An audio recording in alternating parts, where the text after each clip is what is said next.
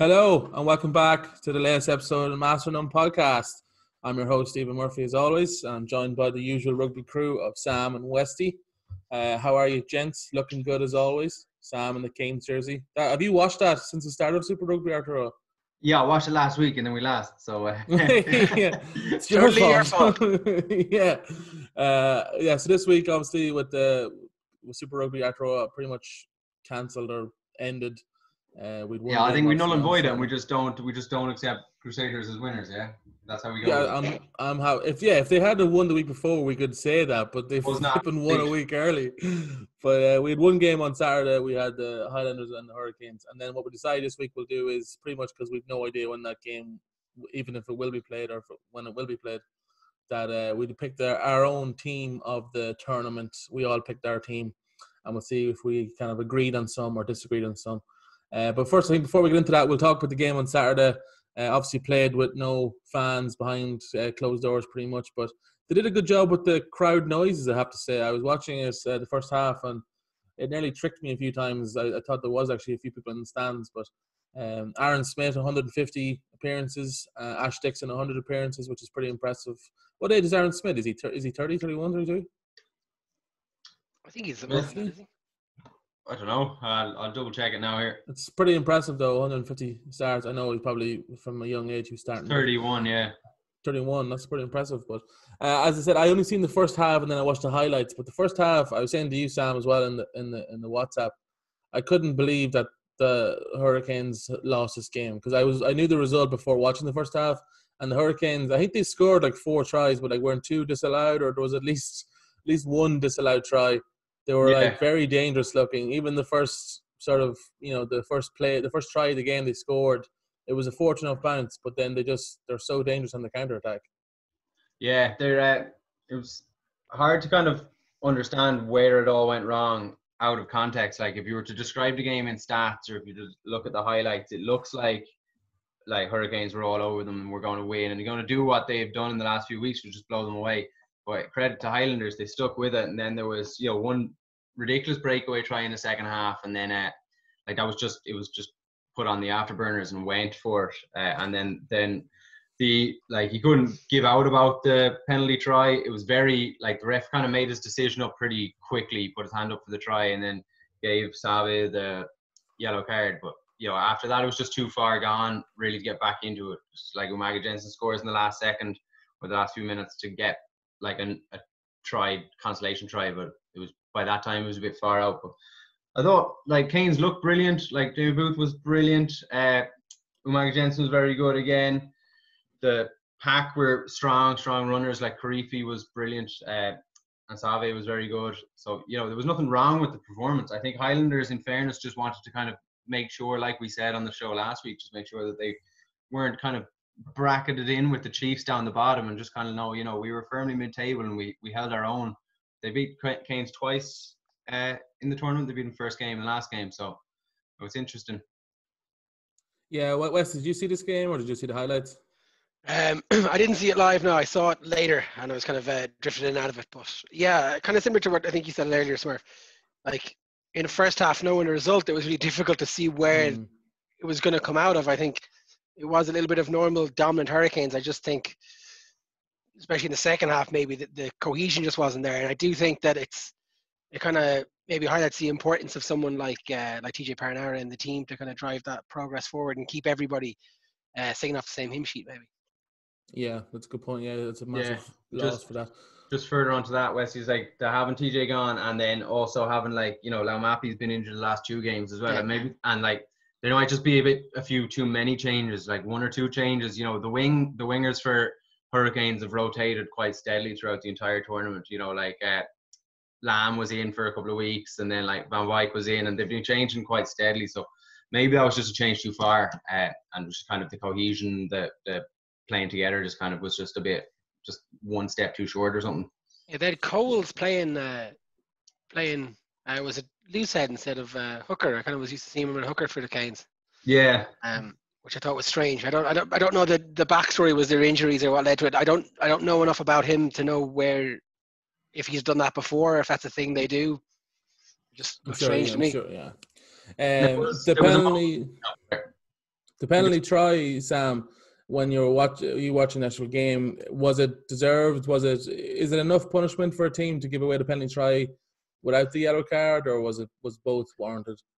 The double jeopardy, like it's technically correct. We spoke about this 3-4 weeks ago in a very similar situation where I think like the penalty try is a punishment enough. I don't think you should have to get the yellow card there. Like the yellow card, I think should be saved for like, a try stopping infringement or a personal or a professional foul that stops a try, and then you get your yellow card, and the other team then has the opportunity to also score a try that adds on to that. But the double jeopardy, the double punishment, I think is an extremely harsh law, not rule. But I think Good call. you can't argue against it because it's technically one of the laws of rugby. But I just think that it should be looked at. You're already punishing someone enough by giving them the penalty try, which is, that try could have been scored in the corner, but the penalty try gives it the automatic 7. So yeah. So then to put someone off for 10 minutes, that could potentially be the second yellow that player gets as well. Like it wasn't in this case, but you could be sending someone off then. Like I think that's just quite harsh. You good understand? point as well. As you say, like now it's the 7 points out of the like it wasn't always the 7 points. It wasn't always the gimme. Like so maybe now that it's reviewed to that, it's worth reviewing the criteria as well. That kind of ended the game for the Hurricanes, because the Hurricanes obviously are dangerous, but when you're down to 14 men and when you lose a player like Savea, that was kind of game over there and then, which was tough. Irish hero Michael Collins, that was scored a lovely try for the Highlanders. He's been on fire the last few weeks now. On fire. I can't help but I can put on my Alan Rickman voice and maybe hear Michael Collins say on the commentary. It's so strange. I was laughing to myself. I don't know that either of you had the same thing in primary school history, but I remember learning about Michael Collins and thinking like, geez, this guy does everything. He's a leader of Ireland, getting the independence, and he's also the other guy up in space with the first 2 boys on the moon. I didn't realise they were 2 different people until I was embarrassingly. And now he's a New Zealand rugby player. Yeah, like this guy can do everything. He is Benjamin Button. He just doesn't age. He's amazing. Obviously now how the Canes won at the end of the season, Sam. I think we should probably go through the teams and give our kind of a ranking out of 10 of how the season went. Obviously, as a Canes supporter / player / mascot, I think you can give us your rank sort of out of 10. How do you think the season went for them going into the competition? Into the competition is so hard to gauge. Really, like Crusaders were just so devastating, and Blues were so impressive. Canes, I was really happy with the season in that middle bit. The end to it there is unfortunate end. You can't really blame anyone, but it's still a bit of a downer. And then the first 2 games didn't take advantage of it. I'd be quite harsh and say that I think a 6, like I would say between a 6 and a 7, but I'm going to go with the 6 because I think that there's a lot of room for improvement in terms of your just being more clinical. We saw when Canes are clinical, they can be very clinical, but they didn't do it in all the games. And losing 2 games at the start and then a game at the end is probably not good enough in the grander scheme of things. Like if you want to be winning, you need to be like Crusaders, where they're devastated about the 1 loss instead of like saying, oh, we're glad we got 3 sort of thing. So it is harsh. I think that when Canes played well, they played brilliantly. I thought that they were the most entertaining team to watch when they played to their best in terms of like entertaining, like amazing rugby. I'm not saying that they were better than Crusaders. Obviously Crusaders were so good, but a lot of times Crusaders were just clinical. They were just going through the motions and just being better than other people. But when Save, Karifi, Lam, Van Wyk, Lau Mappy, Umaga Jensen were going, and Jordy Barrett, they were just absolutely unstoppable. Like same with Dame Tolles, that sort of thing. So, it's harsh to say 6, but I'm going to go with 6 just because I think there's a lot of room for improvement. But there's definitely brilliant signs. Like, keep playing like that and you'll be getting places anyway. Yeah, that's fair. I'll go next with the Chiefs. 0. Hashtag Gatland out. Haven't said it in like 2 podcasts. Hashtag Gatland out. That's actually out of 10. I'm giving them a hashtag Gatland out of 10. Well, he's out now. He's on his plane back to Wales. Well, that's true. He is. Yeah, I forgot. He is actually officially. He's out. We did it. The hashtag did it. Well done, everyone involved. Westy, are you there? Can you hear us, Westy? Yeah, you're good. Yeah, can you hear me? Yeah. Cool. Yeah. Sorry, it's weird. I'm coming to a year coming through the laptop, so it's. Oh, okay. We better not swear or say any profanity. Strange one. Yeah, do you want to give us your kind of review? Maybe give us the Highlanders. Highlanders, I think. Yeah, look, I think they've been pretty competitive. They'll be disappointed about 2 weeks ago against Crusaders, kind of losing. I think in the 2 games they lost against Crusaders, it was an unfair scoreline. As in, like it wasn't indicative of the game. I don't mean that like they were hard done by or anything. I think they'd be relatively happy that they pushed the other teams close. They got the win on the last day against the Hurricanes, beat the Chiefs twice, close games against the Blues. I'd say maybe 6 or 7. 6. No, let's say 7. I think they'd be relatively happy. There's a lot for them to improve on that. They're a young squad. They can move forward. They had some really great standout players in the squad. Likes of Dylan Hunt in the back row. Shannon Frizzell, I think. Like, I'm not just saying it because he's my best friend, but like, great season. And yeah, I mean, obviously Aaron Smith was really integral to all of that. So I think they'll be, overall, their performances they'll be happy with. They'll be disappointed in the results they came away with. But yeah, I think if I was a Highlanders fan, I'd have a lot of optimism going ahead in the next couple of years. You have a really good squad there, and like you said, they pushed. They didn't get. There was no game where they were truly outclassed that I can remember anyway, off the top of my head. So that's only, again, going forward, you'd have to imagine only good things for the Highlanders. The Blues, I think, well, personally, I think they've been, I think, as you guys said before, used to be the kind of whipping boys of the competition, and started off amazingly. Small blip in the middle, sort of. But again, losing to the Crusaders and the Hurricanes is nothing to be ashamed of. I would probably, I'd be around the 8 out of 10 mark. Would that be fair, or would that be too much or too little? Yeah, I think it's fair enough. I thought they were extremely impressive with a bit of a lull, but there's nothing wrong with anything they did. I think they were unfortunate, not to get at least a chance to play against Crusaders in the last game and show what they were made of in the last game of the season. Could have, that 8 could have been a 9 if they'd hockeyed Crusaders. So I think they were good. Yeah, you have to look at it in perspective, as you said, Smurf. Like they were the whipping boys, and that's kind of, I think the start of the fake start of the season, went okay for them. They were doing better, but yeah, looking from where they were last year, or the year before, or I don't know how to say years anymore. The last time there was a final, I think they were the only New Zealand team who didn't get into a playoff, into a quarterfinal or a semi-final. So into a quarterfinal, sorry, I think it was. So yeah, I think they'll be delighted. Like, they're in second place. They'll be disappointed that loss to the Canes was pretty close. It was a great performance by the Canes, don't get me wrong. But as Sam said, I think the real killer for them is not having that last day game. I think they've proposed to have a preseason friendly now against the Crusaders to make up for it. Yeah, it's a shame for everyone that we don't get to see it, but yeah, shame for the fans more than anything else, I think. Yeah, exactly. Yeah. Crusaders, is it a 10 out of 10 or is it like a 9.5? They did have that loss, and let's be honest, there was no game where they were, from the start to the finish, where they were outstanding. They've been really good, but it's normally, like you said, the 60-minute mark where they just have too much firepower, too many guns. Is it a 9? We have to give them at least a 9.5 kind of area, or is it a 10 out of 10? No, I think I'd almost even go, well, looking at the games as a whole, I'd almost even go maybe 8 out of 10. Ooh. Because let's look at how they played the game. They I don't know if this was their game plan from the outset, but in every game they tried to run away with the game in the last hour. It didn't work against the Hurricanes.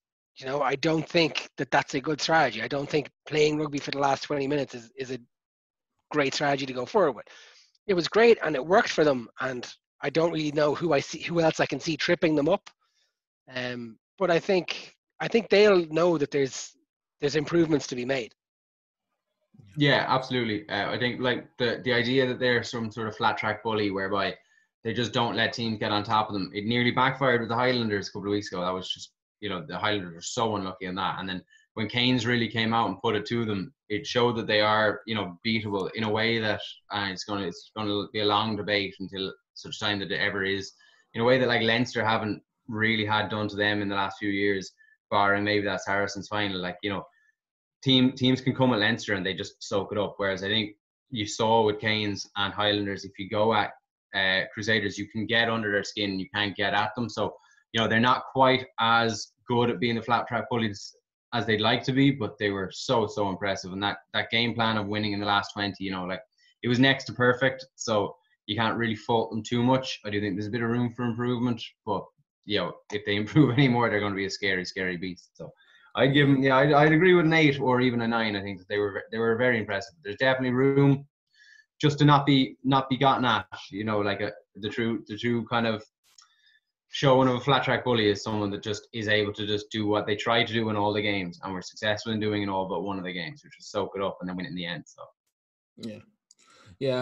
I'd love to see that Crusaders Leinster game if it ever does happen, but I don't think so. That's fair enough, lads. I think we'll move into our team of the year so far. We've all selected our own one, and then I think we'll start obviously with the front row. So Sam, do you want to give us your loose head hooker and tight head?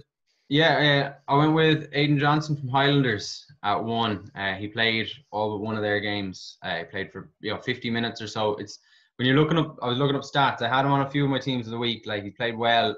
I don't think anyone really stood out in front rows, especially at loose head, out of anyone. There was no one spectacular, and that's just unfortunately one of the byproducts of being a loose head. It's hard to really leave those marks. You don't see that when you compare them to, say, the likes of Will Jordan running down the wing, they get less of that sort of that praise. But I was impressed with him.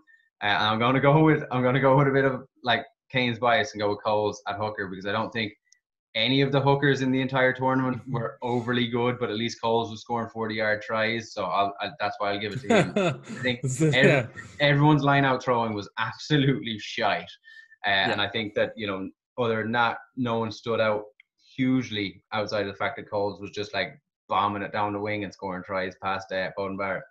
And then Ofa Tuungafasi. Yeah, I love to be able to pronounce these things confidently. Tuungafasi. Yeah, he was actually a front row that stood out. So I'd love to see if either you tried to argue against that one. I doubt you will, because I think that he was just that good. But that's mine.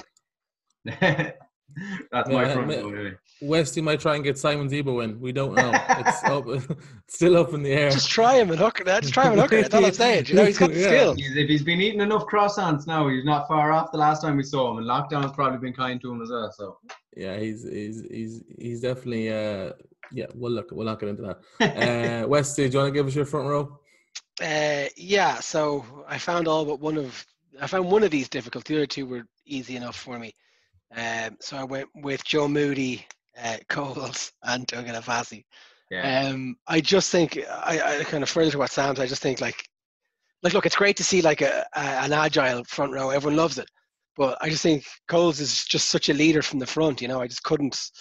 I didn't actually have time to look at line-out statistics, which is what I really wanted to do. But there's just one of those poo emojis beside I do think I don't know well, maybe not at the start, but I think Hurricanes got a decent line out at some points there, so maybe we'll go with Coles. Moody I just think is pretty reliable. Okay, he didn't play every game for the Crusaders. I just think he's a great scrummager, again kind of dominant from the front.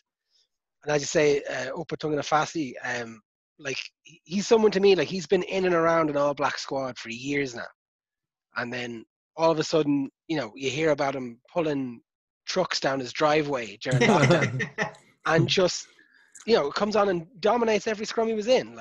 A pick and goes everywhere. I didn't check, but he's got a couple of tries now to his name. I just think of the players that I have here, as far as I know, he's one of, if not the most improved player in Super Rugby this year. Yeah, there was a lot of them in the Blues, I think, very improved players. I've gone with Joe Moody as well, because again, I think we said before, no one shone from Loosehead, and when it comes to that sort of stuff, I like to reward the teams that did well, and Crusaders did very well, so I went with Joe Moody. I've gone with Ash Dixon at hooker, because I knew you two dipshits were going to go with either Taylor or Dan Coles, but I like Ash Dixon. I think he's co-captain along with Aaron Smith. I think he's a real leader for that Highlanders team. He scored a couple of tries. Scored a lovely one there on Saturday, actually, off the back of them all. I think he's very important for that team, so I've decided to reward him with my team of the season, which I'm sure he's delighted with. To be official, just to interrupt for a second. How are we? Are we going to do a majority rules here on the actual Master of None starting team? Yeah, I'm not actually for 1 second saying that I would say that he's a better player than either Cody Taylor or Dane Coles, but I think he's been very good, and I think he's deserves reward. Yeah, but it's for 2-1, that. so you lose. But there's Move two on. of us, so Cole. Oh, that's fair enough. Yeah, no, if we're going to pick, that's fine. Yeah, I'll keep track of the Master of None one, the consensus ranking one. Yeah, well, I'll tweet it out maybe tomorrow and later on tonight. Maybe we'll do our consensus one. So we're going with Aidan Johnson one there, yeah. No, Chips. So it's Moody, Jane Cole. Coles, and then at number 3, surprisingly, I've gone with Tuanga Fassi. Yeah, please. If I have to write his I'm not name gonna again, I'm gonna run out of ink. yeah. Just put in Tuanga and you get it. There's not much to be said in that. Again, as we said, he's stood out. So I've then gone for my 4 and 5 partnership. I've gone for Spicy Parry Parkinson and Patrick Tuipulotu as my 4 and 5. Are you sure? Parry Parkinson. It's a 2-2 now. That was like we were getting confused all the time. Be like, oh, yeah, no, yeah. At 5, I've gone with Rico Ayani. Shit, sorry.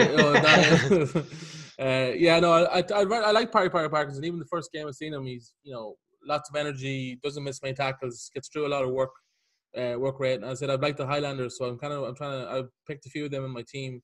I thought he was very good, and then Patrick Tuipulotu has been just up there with Hoskins as like the find of the whole thing. I know he's been around a while, but with Brody Retallick is out, isn't he? Or he's not playing, isn't he?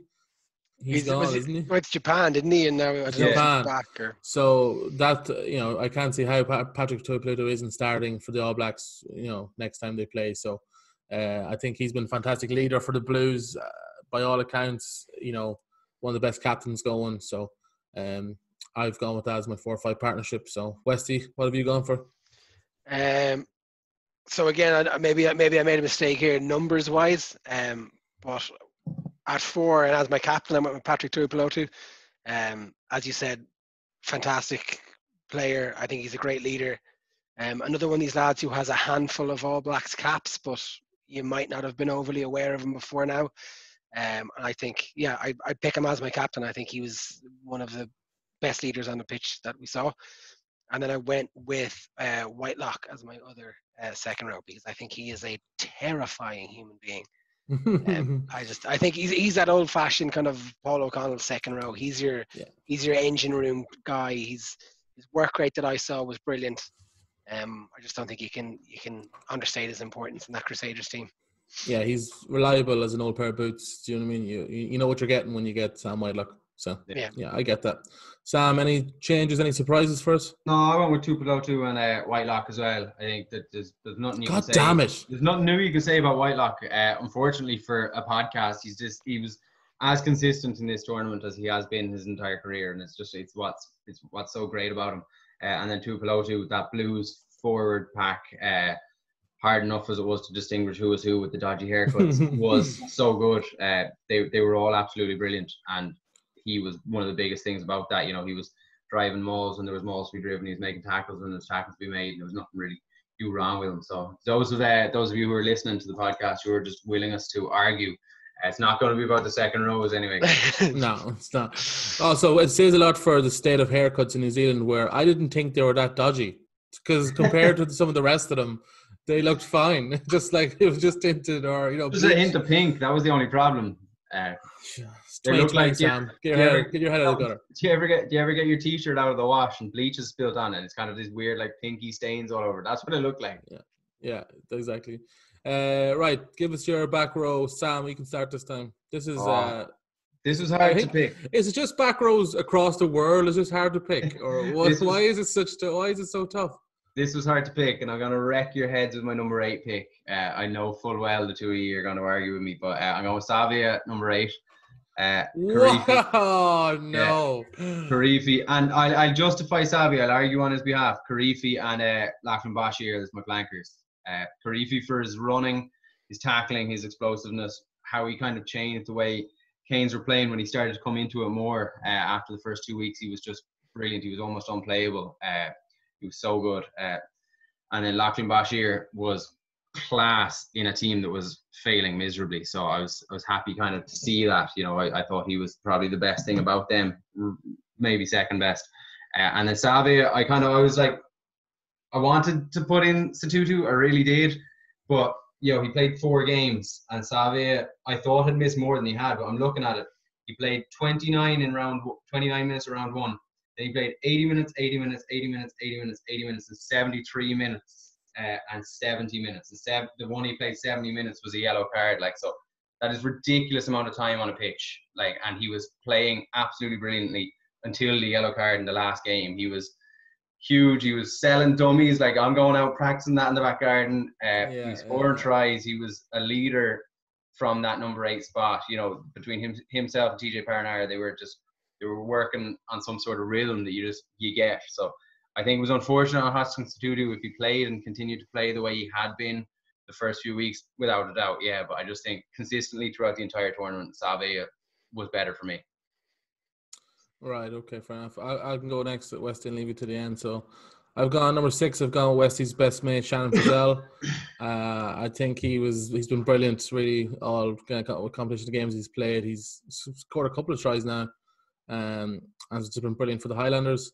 Number 7, a player I think has got a bit forgotten the last couple of weeks, but Dalton Papali'i from the Blues. Oh, yeah. I thought he was brilliant the first few weeks. Really, again, gets through a lot of work rate. He's good on the rucks, on the ground, on the breakdown, and popped up with a few tries as well. I think he got 2 in one game in round 2 or something like that. Yeah, no, he's very underrated player. I think one of those guys you kind of want on your team. Will never really, shine or will never get all the headlines, but doesn't do any stupid dummies like certain players on Sam's team.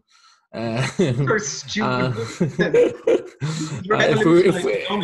If we were doing an all dummy team, Survey would be on mine, no doubt about it. Kids are in the park practicing the round the world dummy. Yeah, and they're dislocating their elbows doing it. At number 8, then I've got Hoskins Satutu. I think. Well, I don't know. We'll see if Westy agrees with me, but I think I know he's only played a couple of games, but as we said, I think it was even up to last week, was still leading the competition in turnovers. He is a powerhouse. He is future England captain, probably. Hey. He's just an incredible player. He's probably been one of the standouts in the whole tournament, even though he's only played 4 or 5 games.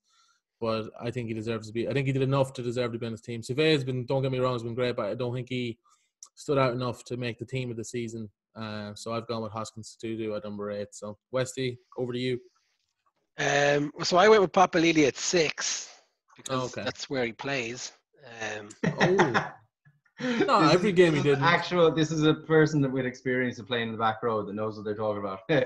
It's not a huge difference. You want your fitter guy at 7. You want your kind of anchor guy at 6. He's definitely lined out for Blues at 7 at some stage. I'll put money on that. I wanted to go with Shannon Frizzell. I really did. But I actually consulted the statistics on this one. Papali'i had 77 tackles in the whole tournament, 5 turnovers, 4 tries. I just think, I just couldn't overlook him in that respect. I thought he had a great tournament. Again, a guy I didn't know much about before all of this. I think one of the only other back rows to outshine him, in my opinion, was Dylan Hunt, who was my 7, because he had 100 tackles in the tournament, an average of 12 per game. And about 10 turnovers as well. So I've got, and again, I think Hunt and Frizzell are kind of besides Aaron Smith, maybe in the pack, Hunt and Frizzell are the driving force behind those Highlanders wins. So I went to pick one of them, and I went with Hunt because he's slightly better tackle rate. And then at number 8, because you can never have too many Blues in your team, I went with Akira Ioane. Oh, wow. Yeah, 7 turnovers in the competition. Over Hoskins. Yeah, well, Hoskins only played 2 games. So he played 3.5 games. He played round 1, 2, and 3, and then went off in round 5, and that was the end of him. And we haven't seen him since. And he signed a contract with Bath, and he's on his way over to play for England. So, I hope that is a lie, a filthy lie. The Papali'i, he was class. And he was someone I didn't really think about. I like Lachlan Bashir, probably recency bias. I thought was so good the last couple of weeks. Brilliant. And then for me, Karifi, as a person watching Canes, the reason I picked him essentially was because he just was exciting to watch. And then from picking the team of the tournament, you could go on stats, and we'd all be wrong about this back row realistically if you went on stats. I think that he was the person I was watching going, this chap is absolutely unplayable. He was giving huge big offloads, and he was running hard. He was tackling. He was like himself and Savio were just in poetry in motion at times, and that's why I put the two of them in. And Savio played, all but 20 minutes of the entire, or all like after the first week when he was injured and came on, all but 20 minutes. I think that's just so impressive to play to the standard he did right to the end. I think Statutu was playing class and would probably, if he continued to play that way, was in there. But I couldn't argue with Ione ahead of Statutu. Really, I think that's a great shout by Westy, but I don't think Statutu gets in, unfortunately. If he continued to play the way he was, yeah, maybe. But I get what you're saying about Savea, and I do agree. I just think it took him slightly longer to grow into the tournament.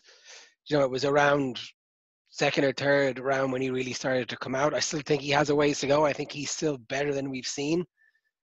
Whereas I think someone like Ione just has so much raw talent that he's kind of he's really just hit the ground running in terms of becoming a starting number 8.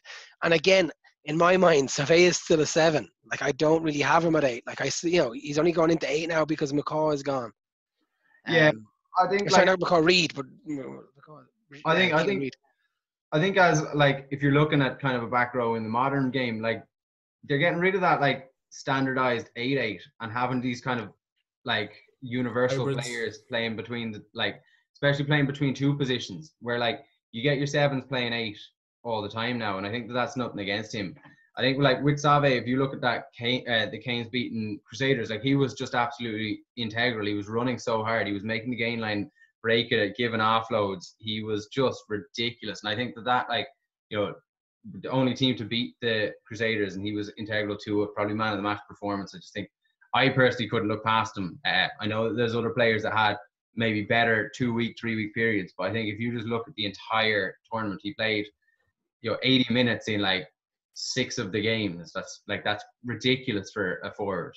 You don't get that anymore in rugby. Yeah, I was going to also include, I was thinking of including Bashir, but the same reason I included Joe Moody at the start is that when it comes down to those kind of decisions, I like to reward the better teams, and then I would also penalise the crapper teams. So Bashir definitely was good enough to be on the team, but I just couldn't reward the Chiefs, unfortunately.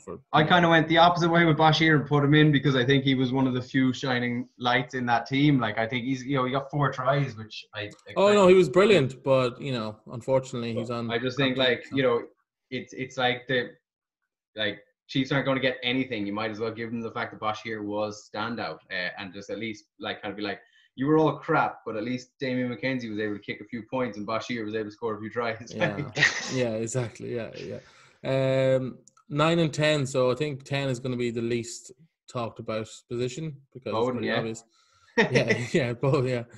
9, I've gone with Aaron Smith. I thought he stood out above TJ Parnar just a bit. I think TJ has a lot of, people talk about his chatting, he chats too much and he hasn't got a great reputation with referees and stuff like that. He's been brilliant, but I think Aaron Smith has just stood out. I think everything that good happens with the Highlanders tends to be Aaron Smith is involved. And that says a lot about him really as a player. So I've gone with him as 9, and then 10, obviously, I've gone with Richie Mwanga. We have to even talk about Richie Mwanga. It's just so obvious why he's the best player. He's the best player in the whole competition. Every time he got the ball when the Crusaders were playing, I was like, he's going to just burn someone on the outside here and offload to a lovely try. It's just, I've never seen a hit rate like it. So that's my 9-10. Sam, your 9-10? Smith and Mwanga. It's TJ Pirnar and Smith are both written down on my page here. And, I could argue vehemently for either of them, but it's quite like you said. I just think when I was thinking about it, I love TJ Pirnar. I think he was brilliant. I think he's a great leader. I think he worked really well with the forwards. And I think he actually had the better of Smith when we played them the first time. And then, unfortunately, he wasn't playing the second time, so we didn't know. But I just think Smith was everything that was good about the Highlanders when they were playing well. He was the leader there, and he shows how important he is for that entire team. So I go with Smith and Mwanga. I'd like to have seen a bit of Aotearoa Black for a few weeks longer because I do think he could have pushed Mwanga, if we were really thinking about it. I think he was playing not as good as Mwanga, but no, he wouldn't lace Mwanga's boots. No, but he was playing to the best of his ability in a Blues team that was ticking really nicely, you know, and with that pressure ramped up, if Blues were in it until this week, and say Crusaders hadn't won it this week, and we got to a stage where it was a Terry Black versus Moanga, winner takes all, like, you know, it could have been a Terry Black like fairy tale, but unfortunately he got injured early and he was out for a couple of weeks, so that's an unfortunate thing to happen. But Moanga was like dick and gravy. He was unbelievable the entire tournament. He's so inventive, so just calm under pressure, ran the entire back line really well. And I'd love to see, you know, Smith and Moanga playing more frequently together in class. Yeah, I think you will soon enough. Right, when TJ Paranara is not coming off after 60 minutes. Coming out after 60 minutes. Jamie Booth coming on then.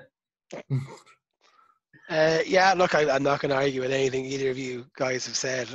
I do think, you know, Terry Black had a great start. Try. Again, if TJ had played the weekend, I would just, for argument's sake, make the case for TJ Paranara. Aaron Smith was everywhere. Try assists, turnovers, like he did it all. And his work rate behind a pack that was going backwards for a lot of the games as well. I just think he was such an inspirational force on that team. And then Richie Moanga is the greatest rugby player of all time. So kicking rate lead. No, he's not. Yeah. Well, I don't know. Is he? Maybe he will be someday. Kicking rate leaves a little bit to be desired. But if you pick a decent 75%, yeah, something like that, which isn't even that bad, really. Like, that's not a terrible statistic for club rugby. Mackenzie's on like 85 or 88 or something ridiculous.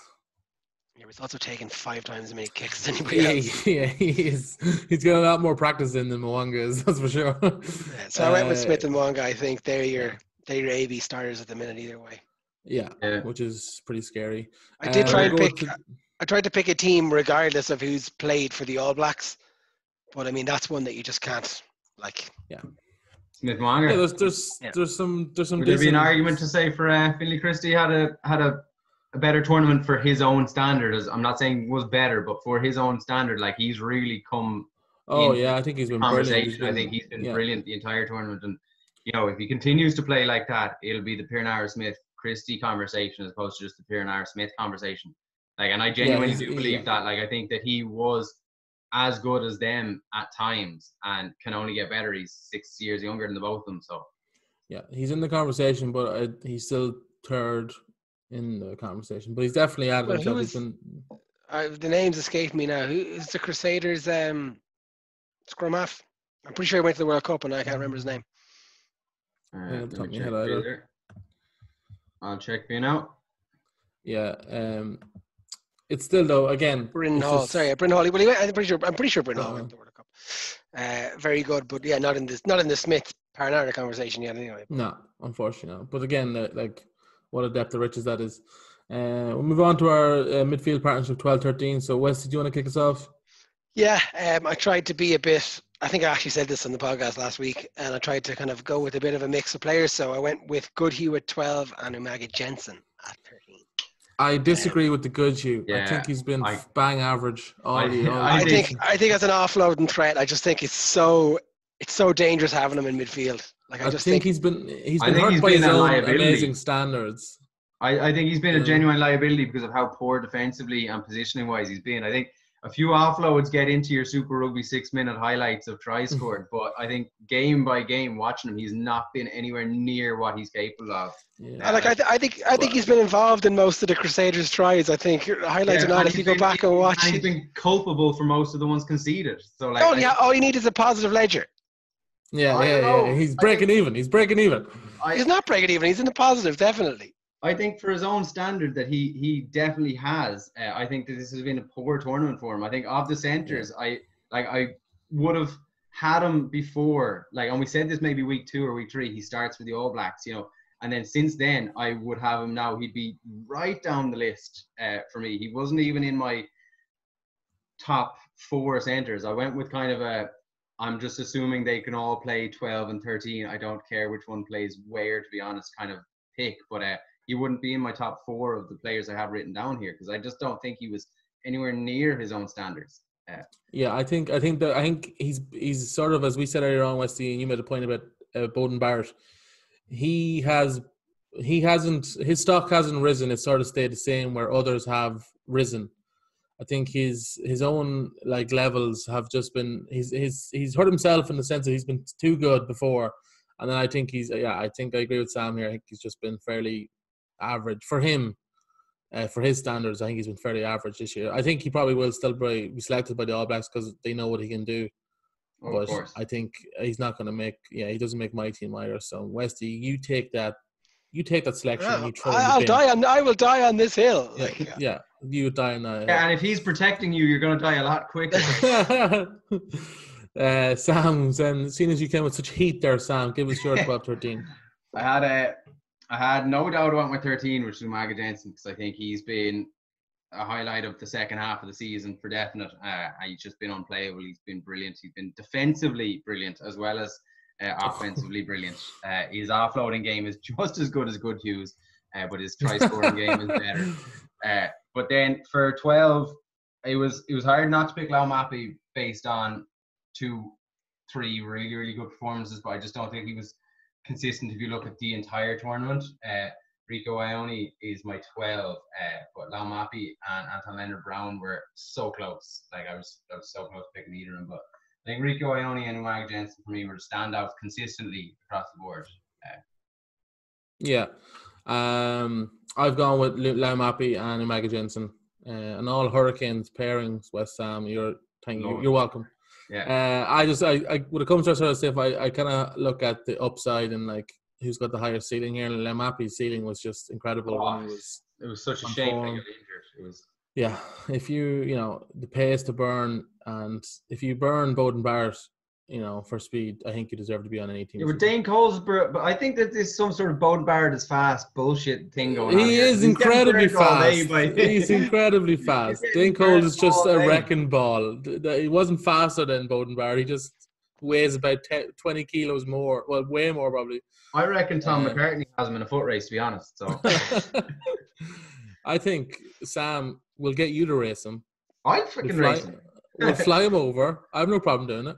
Yeah, well, sure, I'll meet him in Athlone if he wants to just go home for a while. Yeah. That was my 12-13. Definitely not good, you. What a terrible pick that was. I can't believe you're making an argument for Anton Leonard-Brown and you're dismissing. I never mentioned Leonard-Brown. I didn't argue for him. I just said he was very close. I think he was another decent enough shining light throughout in a bad situation. But my argument was between Ione and Laumapi at 12, and I just think Rico Ione played a bit more.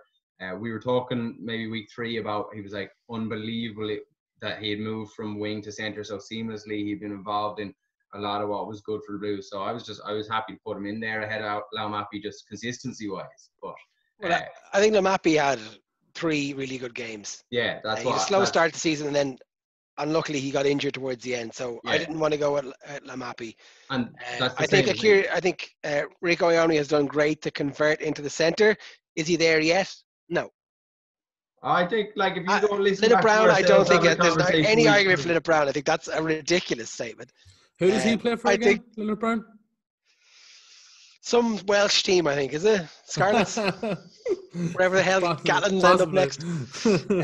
The problem is, West, with your argument is you're saying that Laumapi had 3 good games, but Goodhue had 0 good games. That's where your Goodhue overall had 8 good games. I think 7 average games. I think Westy is unfortunately a victim of this Super Rugby. We're going to show the worst highlights packages of all time.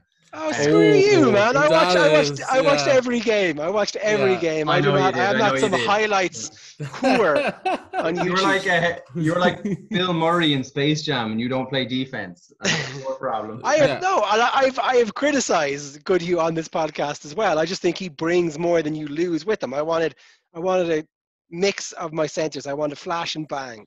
Wes is a big mullet fan. He's a big mullet fan. Big mullet guy. Yeah, big mullet guy. We finally disagree on this podcast about selections. That was great. Give us your wingers, Sam.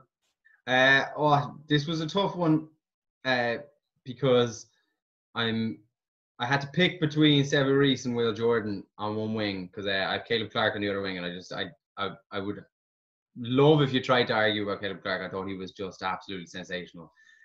Like Will Jordan didn't really play enough at wing to actually get in at wing, but I can't leave him out. So I'm putting him in ahead of Sevu Reece, but I feel bad about it because I think Sevu Reece played very well as a winger the entire tournament.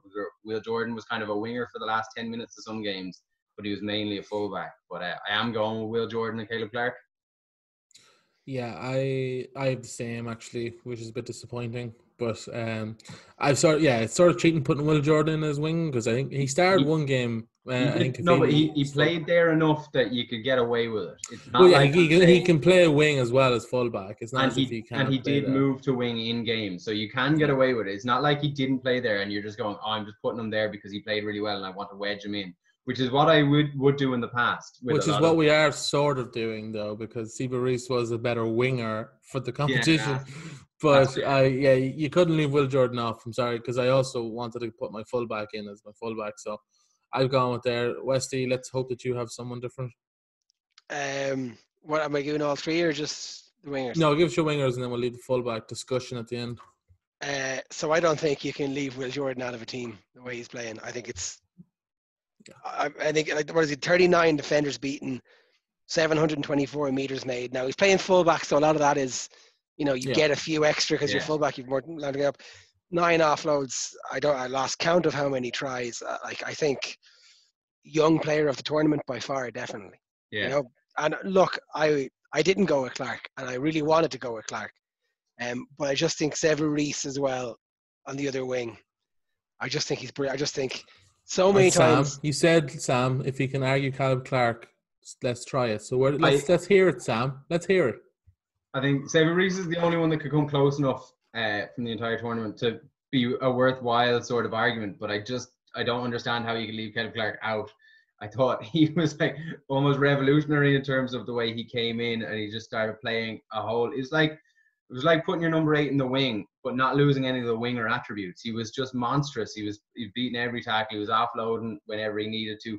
He was so consistent defensively for someone that is probably still learning realistically the position properly. So I thought there was no way you could leave Caleb Clark out, and I thought you of all people wouldn't, Westy. I love throwing bombs in. He does. Sevu Reece is written on my sheet of paper, but he's written underneath Will Jordan. He's not written underneath Caleb Clark, because in my mind there was no argument against Caleb Clark, and there was Sevu Reece was class, Will Jordan was class, and it's much of a muchness for me almost, really. But I think out of anyone in that wingers, Caleb Clark is the one you could argue over Will Jordan. You can't argue Will Jordan. The reason I think you can argue Will Jordan is because, like we said, I don't think he actually deserves to be in as a winger. I think that's just yeah. Well, yeah, but you're not going to bring Will Jordan in on the bench. Yeah.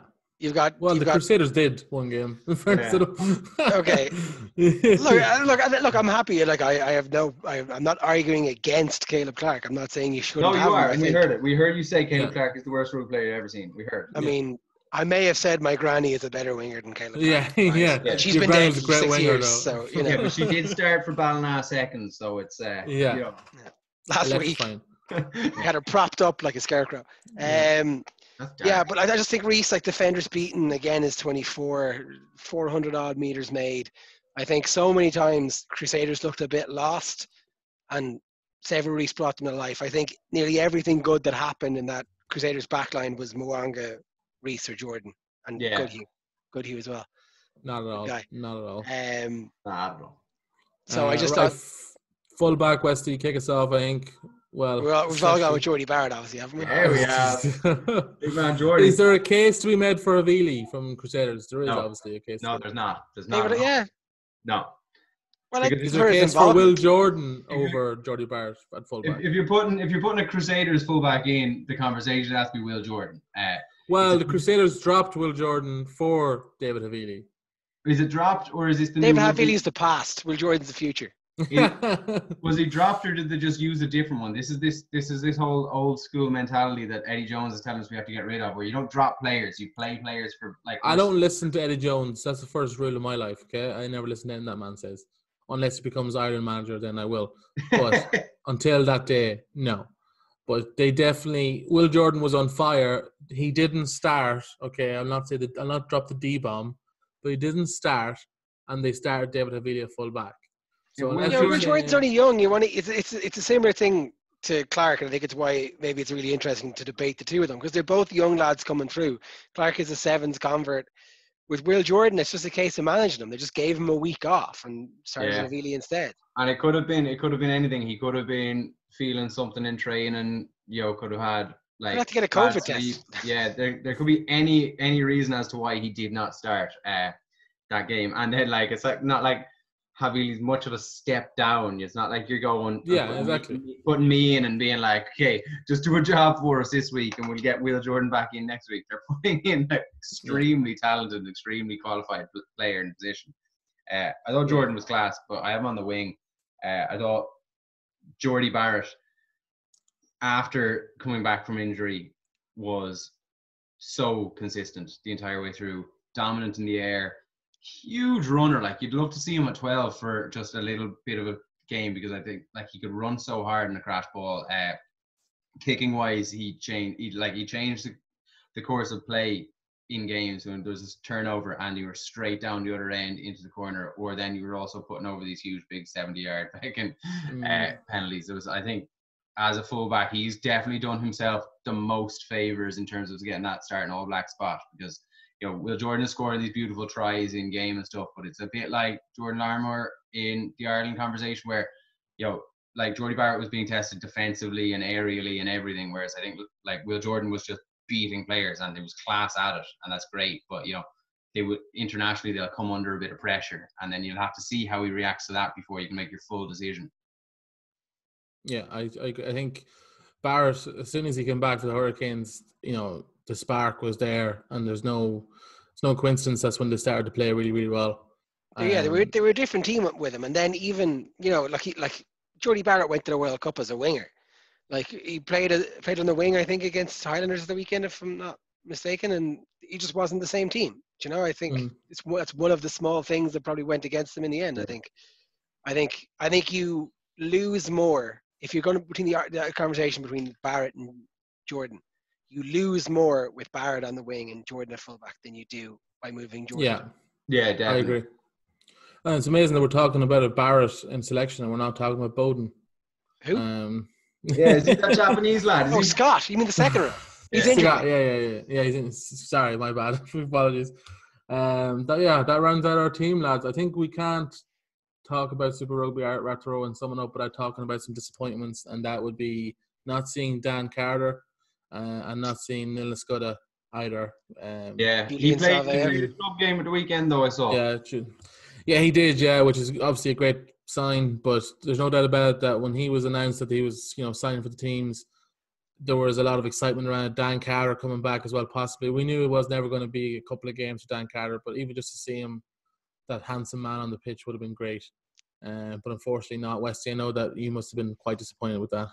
I was good at that jet black haired fox, Too jet black for a man of his age, but I don't want to throw accusations around. How dare you? I'm not going to throw accusations. Nothing about that man comes out of a bottle. How dare you? Apart from his tan, his conditioner, his skincare routine. Westy's protesting the podcast. But yeah, like Milner Scudda. Is it Milner Scudda or Milner Scudda? I keep forgetting. I think it's Milner Scudda. But again, one of the exciting prospects a couple of years ago when he burst onto the scene, and just a real shame that he just seems to have not fulfilled his potential as one of the most exciting players in the world. So hopefully he gets back, because he's only young still. So maybe next year, next Super Rugby, whenever that is, or whatever the format is, hopefully we see him back. I know there's a lot of people disappointed not to see them too, but that kind of sums up our Super Rugby coverage, guys. It's been a blast. It's been a long, wild ride. And now we have some good old-fashioned Northern Hemisphere rugby. I know, it's going to be so boring. Oh, my God. Box kicks. Oh, I watched the Premiership at the weekend. Oh, it was horrible. Oh, no. Painful. Bristol Saracens game was very enjoyable. Like, there was a lot of Saracens? Who cares with Saracens anymore? They're dead. Saracens are actually, just before we finish, Saracens are a great team for the rest of this Premiership season because they have nothing to play for, but are by far the best team. So they're just going to just fuck shit up. So Bristol are past the hurdle, but now it's like someone else's turn to just be playing against this team of like proven cheaters with like an ultra squad better that are just in there. It's almost like your blocker in American football. It's like I can make this tackle, but this massive big cheating guy is running towards me first. Like, yeah, exactly. It's going to make for an interesting finish to the Premiership, and then obviously we have our Pro 14 derbies, our Interpros this weekend. Can't wait. Connacht on Sunday. Boom. Sit on the couch and watch some Connacht rugby.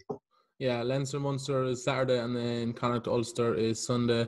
Our two provinces going against each other, guys, on Sunday. Honda Ulster men. Yeah, you're heading back. Suftum The weekend now to celebrate with your Ulster. Yeah, my fellow Ulsterians. That's the official term. Steroids. The Ultras. There's definitely play on the word ultras there, like the Ulstras. Yeah, the Ulstras. Bunch of players in the garden. We'll do a podcast next week on the recap of those first two games, and I'll rub it. Just saying, Bundy's getting a hat trick. There's no Have you seen the size of Bundy? Have you seen him? I know. But it's very hard to predict these games. Actually, we're not going to go into it now, but because there's been such a layoff and everyone's coming back, you would imagine quite healthy. No, it's just funnily enough, so many injuries reported this week on the official injury. Like for Leinster and then Ballacloon. See, they're saying because you've been like a lot of these guys are high performing athletes. You've spent the last 6 months doing very little high stress, so it's going to be soft tissue injuries. There's going to be muscles pulled. And no one's soft than these Connacht boys. Soft Connacht boys. That's all they are. We'll see you Sunday. Yeah, well, hopefully our boy Niall Murray will get in now for. Yes, definitely. Hopefully. Yeah, he's 12 kg heavier than he was before lockdown. Yeah, hopefully he'll come on with his Master of None t-shirt and promote the podcast like we asked. He got a t-shirt. I never got a t-shirt. Pair of Dre he hasn't got t-shirts. You have to be over 6'5" to get a t-shirt, Westy. Yeah, exactly. Just missed it. I know. So unfortunate, man. I'm so sorry. Smurf did buy me a t-shirt once, though. I did buy you a jersey, yeah. Not a rugby jersey. Though. In your face, Sam. Nice. Sorry, Sam. What was it? Was it the Space Jam one? It was Space Jam because one. You bought me a Space Jam one as well. It's the same one I gave you for your birthday. No, it's not. So I'm the only one without a jersey. Well, no, Sam gave me a New York jersey. New York Knicks jersey. So we're all good. We're all good. All right, boys. Pleasure as always. And we'll see you next week. Catch you later. Good luck.